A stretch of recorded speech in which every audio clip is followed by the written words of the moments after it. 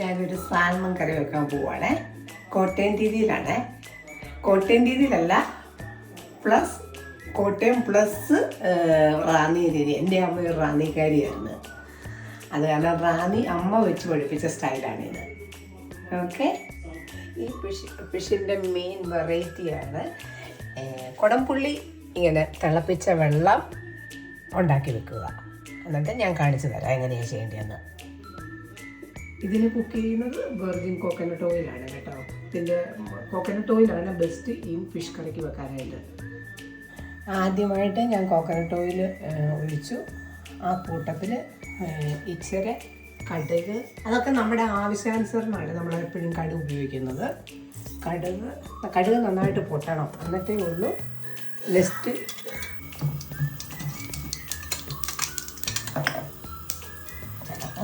കടുക് പൊട്ടി തീർന്നു. അപ്പം ഞാൻ ഇച്ചിരി ഉലുവായിടുവാണ്. ഇതെല്ലാം ഇഞ്ചിയും വെളുത്തുള്ളിയും കൂടെ ഇടിച്ചതാണ്.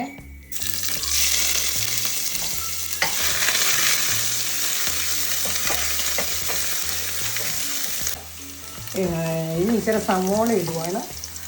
വേണമെന്നുണ്ടെങ്കിൽ കുഞ്ഞുള്ളി ഉണ്ടെങ്കിൽ കുഞ്ഞുള്ളി ഇടാം. ഞാനിപ്പോൾ സവോള ഇടുന്നത്.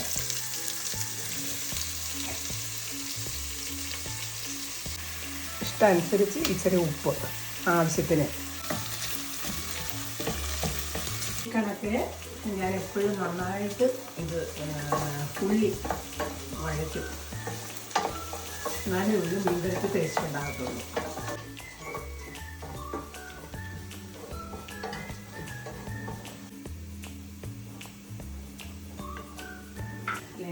ഇതിനകത്ത് ഇച്ചിരി മഞ്ഞൾ പൊടിയുണ്ട്, പിന്നെ കാശ്മീരി പിരിയമുളകുണ്ട്, പിന്നെ ഇച്ചിരി ഫിഷ് മസാല ഞാൻ തന്നെ ഉണ്ടാക്കിയ ഇൻഗ്രീഡിയൻ്റാണ്. ഇച്ചിരി മല്ലിപ്പൊടി അതിനകത്തുണ്ട്, ഉലുവയുണ്ട്, കടുകുണ്ട്. അത് പൊടിച്ച് വെച്ചിരിക്കുന്നതാണ്.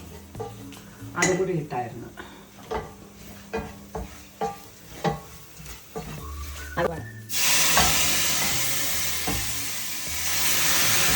ഇതിനകത്തോട്ട് ഞാൻ പുളിവെള്ളം ഒഴിച്ചു കേട്ടോ.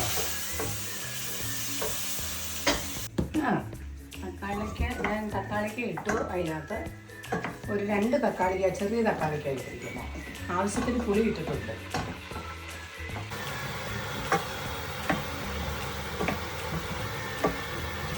ഞാൻ ഇച്ചിരി വെള്ളം ഒഴിച്ചു. ആവശ്യത്തിന്, ഒത്തിരി വെള്ളം ഒഴിക്കണ്ട കേട്ടോ.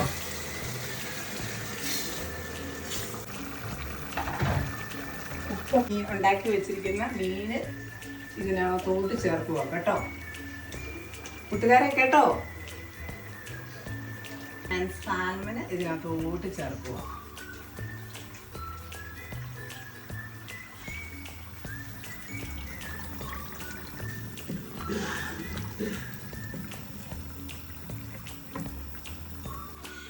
ഉലുവായും നമ്മുടെ കടുകും കൂടെ പൊടിച്ചത്.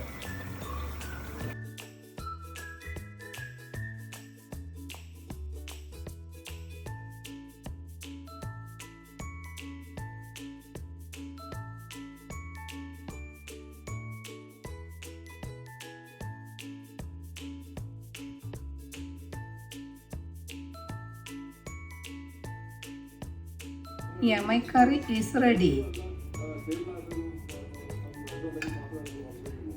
Okay.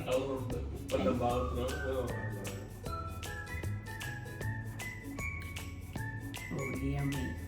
It's really nice. Thank you for watching my video.